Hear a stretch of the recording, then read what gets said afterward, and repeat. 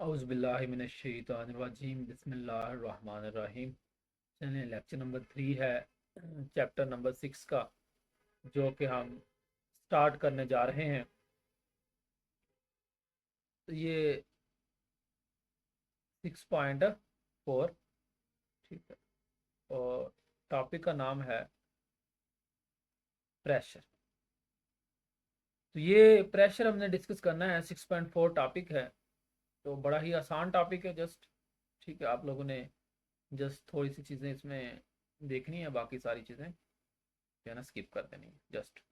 अब देखें, मिसाल के तौर पर देखें, प्रेशर इज डिफाइंड एज, ये डिफाइन देता है, वो कहता है the force exerted normally on unit area of an object। Pressure basically क्या है कि किसी भी एरिया पर लगने वाली फोर्स, किसी भी एरिया पर लगने वाली फोर्स क्या क्रिएट कर देती है, प्रेशर क्रिएट कर देती है। If F is the force, अब मान लो कि एफ कोई एक फोर्स है जो लग रही है किस पे, normally on the surface of area A. कोई भी एक एरिया ए था जिस पर फोर्स हमने एफ लगाई, तो वो क्या पैदा करेगी, वहां पे प्रेशर पी पैदा कर देगी। प्रेशर पी, प्रेशर का ये फार्मूला है, पी इज इक्वल टू हमारे पास F over A. P is equal to F over A, force per unit area. Clear. इस तरह देखें, ये इधर साइड पे एक पिक्चर में और मिसाल पेश करता है। क्या कहता है, ये देखें, एक ये लड़का है, इसने जो है ना क्रॉस बैग पहना हुआ, ये इस, ठीक है। और इसने जो क्या किया हुआ है, सीधा एक ही कंधे पे पहना हुआ है। इसने बैग जो है ना इस साइड पे बैग किया हुआ है, लेकिन कंधे कौन से, इस कंधे पे पहना हुआ है। क्लियर है। लेकिन इस बंदे ने क्या किया हुआ कि एक ही कंधे पे, एक ही साइड पे बैग पहना। The force in both the picture is same, equal to the weight of the bag. वो कहता है जितना बैग का वेट होगा, दोनों साइड पे फोर्स जो लग रही होगी वो क्या लग रही है, सेम लग रही है। लेकिन वो कहता है in right picture the area of contact is the greater then in the left hand picture. वो कहता है जो लेफ्ट हैंड वाली पिक्चर है, ये देखें, ये लेफ्ट हैंड वाली पिक्चर है, और ये कौन सी है, राइट हैंड वाली पिक्चर है। क्लियर है। अब वो कहता है कि इन कॉन्टैक्ट जो एरिया है राइट हैंड साइड वाली पिक्चर में, वो ज़्यादा है लेफ्ट हैंड वाली पिक्चर से। ठीक है। हुई say that pressure is less in the right hand picture. वो कहता है राइट हैंड पिक्चर में जो प्रेशर होगा वो क्या होगा, कम होगा। क्लियर है। इस साइड वाली पिक्चर में प्रेशर कम होगा, इधर क्या होगा, प्रेशर ज़्यादा। ये जो क्रॉस बैग पहनते हैं इनका प्रेशर क्या होता है, ज़्यादा क्रिएट होता है इस साइड। क्लियर है। लेकिन इस साइड पे हमारे पास प्रेशर क्या क्रिएट हो रहा है, कम क्रिएट हो रहा है। समझ लगी, क्योंकि यहाँ से देखिए ये एरिया बहुत ज़्यादा है। क्लियर है। एरिया ज़्यादा है तो प्रेशर क्या होगा, ये एरिया ज़्यादा होगा, हमारे पास प्रेशर कम। ये देखिए, ये बैग है हमारे पास, तो यहाँ से ये बैग ज़्यादा प्रेशर क्रिएट कर रहा है, क्रॉस बैग है ये कम प्रेशर क्रिएट कर रहा है। तो both picture in same equal to the weight in the right hand picture. वो कहता है इस साइड वाली जो पिक्चर है इसमें क्या कहता है कि अगर राइट साइड वाली पिक्चर के अंदर the area of contact is greater in than the left side hand picture. Left hand picture में जो एरिया इन कॉन्टैक्ट है, कॉन्टैक्ट वाला मतलब ये वाला, इधर जो है ना एरिया इतना कॉन्टैक्ट में, इधर ये सारा एरिया क्या है कॉन्टैक्ट के अंदर। क्लियर। वो कहता है ये इस एरिया के बजाय ये जो हमारे पास वैसे जो है ना इसने उल्ट दी हुई, क्रॉस बैग में ज़्यादा एरिया आता है। चलें, फिर भी आप लोग जहन में रख लें कि जितना एरिया इन कॉन्टैक्ट, आप लोग पिक्चर को जहन में ना रखें, पिक्चर में थोड़ी सी तब्दीली की गई है, लेकिन आप लोग ये चीज़ जहन में रख लें कि हमारे पास ये जो कोई भी बॉडी है जिसमें एरिया इन कॉन्टैक्ट ज़्यादा हो, ये एरिया से ये इधर जहन में रख लें बस, है ना, ये चीज़। लेकिन अगर एरिया ज़्यादा होगा, एरिया की वैल्यू क्या होगी, ज़्यादा होगी, तो प्रेशर क्या क्रिएट होगा, कम क्रिएट होगा। ठीक है। और अगर हमारे पास एरिया कम होगा, ठीक है, तो प्रेशर की वैल्यू हमारे पास क्या हो जाएगी, बढ़ जाएगी। क्लियर है। मतलब फोर्स के बढ़ने से प्रेशर बढ़ता है, लेकिन एरिया के बढ़ने से प्रेशर कम होता है। ठीक है। एरिया कम होने से प्रेशर बढ़ता है। क्लियर है। चलें, ये चीज़ें आप लोगों ने कर लेनी है। आगे चलते हैं।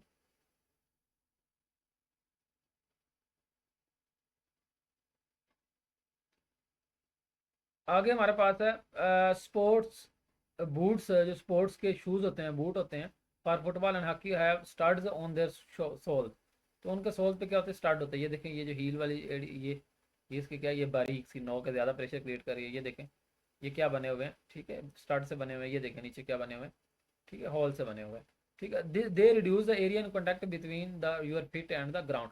वह द ग्राउंड और आपके जो पाँव के दरमियान का जो एरिया है कॉन्टैक्ट में, मतलब ज़मीन के साथ अटैच, और ये छोटे छोटे स्पॉट्स जो है ना, ये जो बने हुए उभरे होते हैं, ये जब स्टार्स वगैरह, ये जो ज़मीन पे हमारे पास जो टच हो रहे होते हैं, ठीक है। अब ये ज़मीन पे टच हो रहे हैं, इसका मतलब हमारे पास क्या है, तो ये सारे जो बने हुए हैं स्टार्स वगैरह ये, ठीक है, ये चीज़ें बनी हुई हैं हमारे पास। तो ये सारी क्या है, बेसिकली क्योंकि एरिया इन कॉन्टैक्ट कम कर रही हैं, ठीक है, एरिया कम जो ज़मीन के साथ अटैच हो रहा है, ये हील वाली एरिया, ये भी इसका भी एरिया जो छोटा सा एरिया है, ठीक है, ये कम अटैच हो रहा है तो प्रेशर ज़्यादा क्रिएट हो रहा है, जिसकी वजह से जो है ना गिरफ्त मजबूत हो जाती है। चलें आगे चलते हैं। Area on which the force act is usually referred as contact area. वो कहता है जहाँ पे फोर्स अमल कर रही थी, जिस एरिया पे फोर्स एक्ट कर रही होती है, उसको हम क्या बोलते हैं, कॉन्टैक्ट एरिया का नाम देते हैं। क्लियर है। तो ये फार्मूला याद रखना आपने, जो है इन सिस्टम इंटरनेशनल ऐसे यूनिट जो है सिस्टम इंटरनेशनल में प्रेशर का वो न्यूटन पर मीटर स्क्वायर है, जिसको हम क्या कहते हैं, पास्कल भी कहते हैं। Clear. Example in daily life.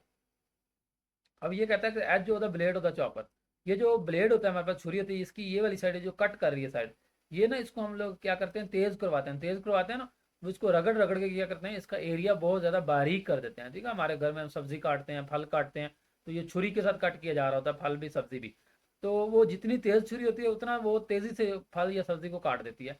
इसका मतलब हमारे पास, इसका मतलब क्या हुआ कि जितना तेज ये हमारे पास चॉपर छुरी या चाकू होगा, उतनी तेज जो हमारे पास क्या चीज़ें कटना शुरू हो जाएंगी। इसका मतलब कि ये हम जो रगड़ के इसका एरिया जो है ना, ये जो कट करने वाला एरिया है, ये कम कर देते हैं। अब इसका एरिया कम होगा, तो जितना एरिया कम होगा, रगड़ रगड़ के हमने बिल्कुल बारीक, छुरी जितनी बारीक होती है ना उतना ज़्यादा कट करती है, तो जितना ज़्यादा एरिया बारीक हो जाएगा ना, तो उतना हमारे पास ज़्यादा कटिंग होगी। इसका मतलब एरिया ज़्यादा हो गया। तो जब भी एरिया ज़्यादा होता है हमारे पास, सॉरी एरिया कम होकर एरिया बिल्कुल कम कर दिया हमने, बारीक कर दिया छुरी को, ठीक है, तो प्रेशर की वैल्यू जो है हमारे पास एरिया के इन्वर्सली होती है, तो प्रेशर बढ़ जाएगा, इसलिए हमारी सब्जी क्या हो जाएगी, कट हो जाएगी। क्लियर है, जल्दी जल्दी।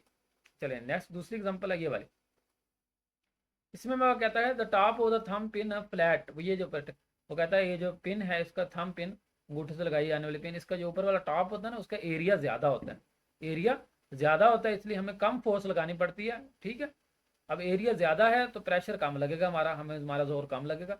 लेकिन ये जो है देखें नोक, ये वाली जो नोक है, इसका एरिया क्या होता है, बहुत ज़्यादा बारीक होता है, मतलब कम होता है, एरिया कम होता है तो प्रेशर क्या होगा, ज़्यादा क्रिएट होगा, इसलिए ये जो है ना हम इजीली अपने हाथ से ही पिन वगैरह ये लगा लेते हैं। क्लियर है, ये इधर लिखा हुआ है, आप लोग एक दफ़ा रीड आउट कर लेना ये सारा। क्लियर। उसके बाद अगर वो कहता है ग्राउंड के ऊपर आप लोग चलते हैं, ज़मीन के ऊपर, एग्जाम्पल नंबर 3 है, ये सारी क्या है, एग्जाम्पल्स हैं किस चीज़ की, प्रेशर की। तो कहता है आप जो है ना फर्श पे चलते हैं, ठीक है, फर्श पे चलते हैं और फर्श के ऊपर आपने बजरी वगैरह जो है ना किंकरियां छोटी छोटी फैला दी हैं। अब आपने जूता उतारा हुआ, नंगे पाँव आप लोग चलते हैं इस पे ग्राउंड पे। जब नंगे पाँव आप लोग ग्राउंड पे चलते हैं तो वो जो कंकरियां होती हैं वो आपके पाँव में चुभती हैं, ठीक है, पेन करती हैं, ठीक है, दर्द होती है आपके पाँव में। तो वो क्यों होती है बेसिकली, ये क्योंकि जो है ना जो छोटी छोटी किंकरियां होती हैं या पत्थर होते हैं छोटे, उनका एरिया बहुत कम होता है, तो प्रेशर क्या होता है, ज़्यादा क्रिएट होता है। ठीक है, इस तरह आगे चले जाएं। ये एग्जांपल है 4। वो कहता है हैवी एनिमल, तो जैसे कि हमारे पास एलिफेंट है, ठीक है, हाथी, तो अल्लाह ताला ने उसका हाथी का जो पाँव है ना बहुत ज़्यादा इस तरह चौड़ा बनाया, तो उसका एरिया क्या बनाया होता है अल्लाह ताला ने, ज़्यादा बनाया होगा, क्योंकि हाथी का वजन बहुत ज़्यादा होता है, तो इसलिए वो जो है ना गिर सकता है, टूट सकता है, उसका बॉडी जो है ना हड्डियाँ अलग अलग हो सकती हैं अगर उसकी टांगें बारीक होती, तो इसलिए अल्लाह ताला ने उसकी टांगें बहुत मोटी बनाई हुई हैं, ताकि वो जो ज़्यादा हमारे पास पैदा हो रहा है ना वजन की वजह से, प्रेशर जो ज़्यादा ज़मीन की तरफ क्रिएट होना था वो कम फील हो, उसको महसूस ना हो, इस वजह से उसका जो है लार्ज कॉन्टैक्ट एरिया अल्लाह ताला ने चौड़े पाँव बनाए होते हैं जमीन नीचे से। ठीक है, इसी तरह ऊँट के आप लोगों ने पाँव देखे होंगे, बहुत ज़्यादा चौड़े होते हैं क्योंकि उसका वजन ज़्यादा होता है, तो इसलिए हमारे पास क्या होता है। ठीक है, तो ये एग्जाम्पलें थी, जस्ट जो है ना आसान सी एग्जाम्पलें, इसलिए मैंने रीडिंग नहीं की, जस्ट आप लोगों को एक्सप्लेन कर दी। समझ लगी।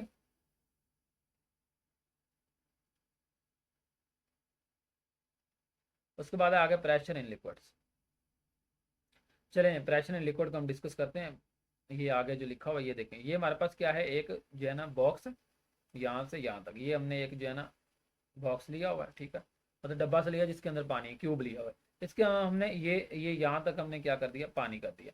अब हमने इसके अंदर ये वाला एक बॉक्स फेंक दिया पानी के अंदर, कोई भी जो है ना जैसे बाल फेंक दी, कोई डब्बा फेंक दिया। अब ये जो है ना, ये जो नीचे वाला है, ये क्या है, ये जो मैंने ग्रीन कर दिया, ये सारा इसका क्या है, एरिया है, ये क्या है, एरिया है। ठीक है, और ये हमारे पास यहाँ से यहाँ तक ये क्या है, इसकी हाइट है। ठीक है, अब हमने सबसे पहले ये देखें इसका वॉल्यूम, अगर हमने इसका वॉल्यूम निकालना हो तो एरिया को इसके, ये जो एरिया है, एरिया को अगर हम इस हाइट से मल्टीप्लाई कर देते हैं, एरिया को अगर हम किससे मल्टीप्लाई कर देते हैं, हाइट से मल्टीप्लाई कर देते हैं, तो area multiply height, A H, area multiply height, ये छोटा एच भी लिख सकते हैं आप लोग, ठीक है। तो इसको एक दफ़ा कट करके जो छोटा ही कर लेते हैं, अभी बुक के मुताबिक हो जाएगा ताकि, ठीक है।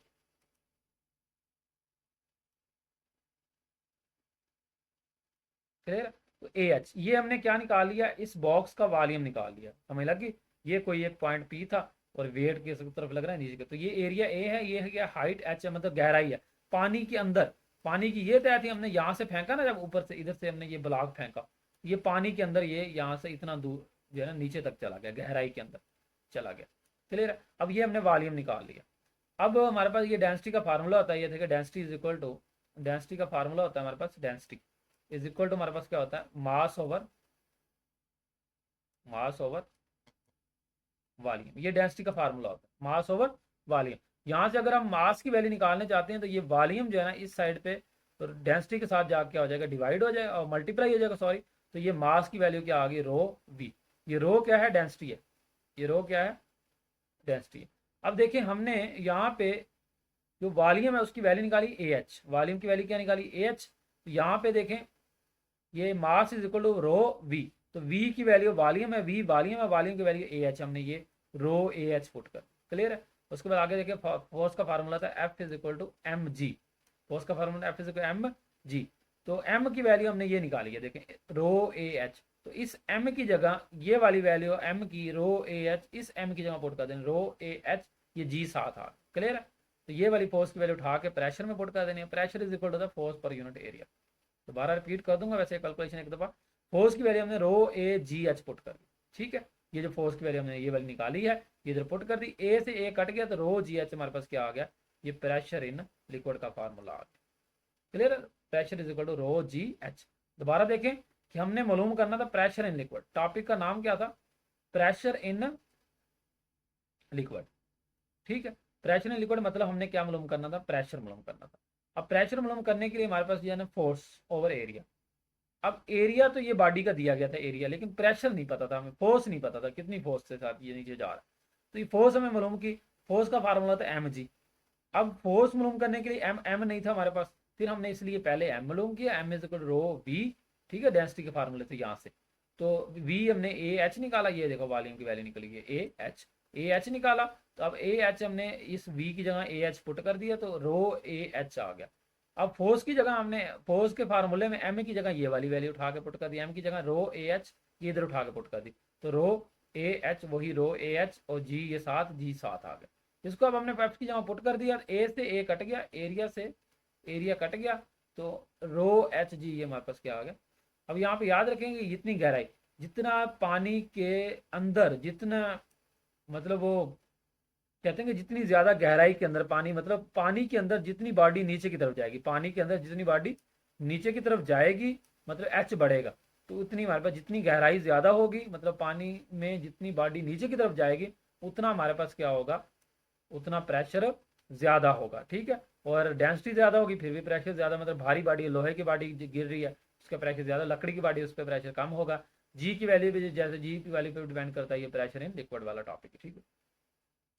We have learned in the lower classes that exert pressure, liquid जो है ना exert pressure in all direction। Liquid हमेशा क्या करता है, हर डायरेक्शन में अपना अमल करता है, मतलब हर डायरेक्शन की तरफ लगता है। जैसे हमने पास्कल लॉ में आगे जाके देखेंगे मजीद। Liquid pressure increase with depth, ये वाली एमसीक्यू। लिक्विड प्रेशर गहराई, डेप्थ के इंक्रीज होने, गहराई के डिक्रीज होने से, इंक्रीज होने से लिक्विड प्रेशर भी क्या होता है, बढ़ता है। समझ लगी।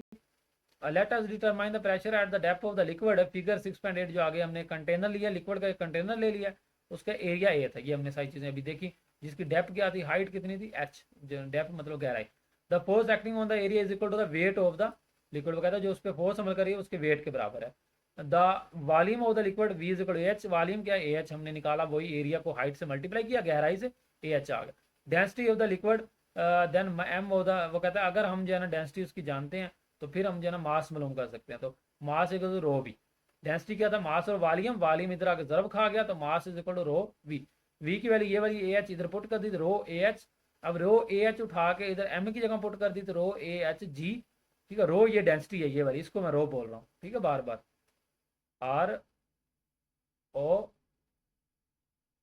डब्ल्यू। क्लियर, ये रो, ये डेंसिटी इसको कुछ इस टाइप से लिखते हैं हम लोग। क्लियर, ये रो होगी। अच्छा, उसके बाद इक्वेशन 6.4 जो है ना, ये जो 6.4 है, ये वाली, ये क्या कह रही है, तो the pressure in liquid increase with depth. तो गहराई के साथ मतलब एच की वैल्यू नीचे की तरफ, जितना जो है ना पानी के अंदर ये ब्लॉक नीचे जाएगा, उतना हमारे पास प्रेशर क्या होता जाएगा, इंक्रीज होता जाएगा। क्लियर है। तो the value of pressure depends on depth of the liquid और डेंसिटी ऑफ द लिक्विड, दोनों पे क्या करती है, डिपेंड करती है। Pressure produce force at right angle to the surface. Pressure जो है ना, जो फोर्स पैदा करेगा वो राइट एंगल सर्फेस की, मतलब सर्फेस ये वाली ज़मीन है, इसके इस तरह राइट एंगल के ये फोर्स पैदा करेगा। ठीक है, ये 90 के एंगल। उसके बाद force is its are its component that is parallel to surface does not contribute to force. वो कहता है जो इसके पैरेलल होगा, मतलब इस तरह ये बॉडी की सरफेस है, इस तरह जो है ना बॉडी फोर्स का कंपोनेंट जो लग रहा होगा वो अमल नहीं करेगा। मतलब इस तरह एफ एक्स होता है, आप लोग पीछे पढ़ के आए हैं, क्या होता है इस टाइप के, एफ एक्स होता है। और वर्टिकल में क्या होता है, एफ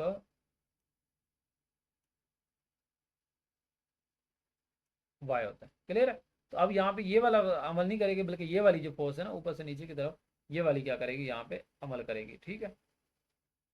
तो वो कहता है जो हॉरिजॉन्टल है वो कोई अमल नहीं करेगा, मतलब हॉरिजॉन्टल कंट्रीब्यूट कोई डज नॉट कंट्रीब्यूट। तो कौन सा कंपोनेंट फोर्स का जो सरफेस के पैरेलल होता है, मतलब कास थीटा वाला, वो जो है ना यहाँ पे डेप्थ इन लिक्विड वाले टॉपिक में, प्रेशर इन लिक्विड वाले में कंट्रीब्यूट नहीं करता, अपना काम नहीं करता कुछ भी। By definition is the only contributed by the normal component of force. मतलब नॉर्मल कंपोनेंट मतलब जो वर्टिकल कंपोनेंट है, ठीक है, वो अमल करता है, हॉरिजॉन्टल कंपोनेंट अमल नहीं करता। परपेंडिकुलर कंपोनेंट या तो अमल करता है। इस तरह बोले कि ये सरफेस है, इसके ये वाला जो परपेंडिकुलर कंपोनेंट है ये वाला अमल करता है। मिसाल ये फोर्स है, सरफेस है, तय है ज़मीन की, और ये वाला परपेंडिकुलर, तो ये वाला कंपोनेंट अमल करता है, और ये वाला जो कंपोनेंट है वो अमल नहीं करता। क्लियर है। चलें आगे है, that is the force in liquid push directly against the surface and add up to the net force perpendicular surface. मतलब परपेंडिकुलर जो फोर्स होगी वो उसके अमल करेगा। If there is a hole in the surface of the liquid container, the liquid spurts at right angle to the surface. वो कहते हैं सरफेस के मिसाल के इधर से हम क्या कहते हैं, सुराख कर देते हैं। वो कहते हैं सरफेस, ये सरफेस है, इसके राइट एंगल इस तरह ये पानी जो है ना राइट एंगल के तौर पर 90 के एंगल बनाते हुए पानी बाहर लीक हो जाएगा। ठीक है, एक साइड से लीक हो जाएगा। आगे 6.2 एग्जाम्पल है, ये हमारे पास क्या दिया गया, डेंसिटी दी गई है, और ये हमारे पास 76 सेंटीमीटर क्या दिया गया, प्रेशर हमने मालूम करना, ये इसकी हाइट दी गई, मतलब डेप्थ दी गई है। तो ये हमारे पास क्या आ गया, डेंसिटी एच की वैल्यू 76 सेंटीमीटर, मीटर में लेके जाएंगे तो 100 पे डिवाइड कर देंगे। तो ये 100 पे हमने डिवाइड कर दिया, तो 76 मल्टीप्लाई 10⁻², 100 पे डिवाइड किया तो ये आंसर आ गया। क्लियर है। और जी की वैल्यू 10 है, तो हमने pressure is equal rho g H.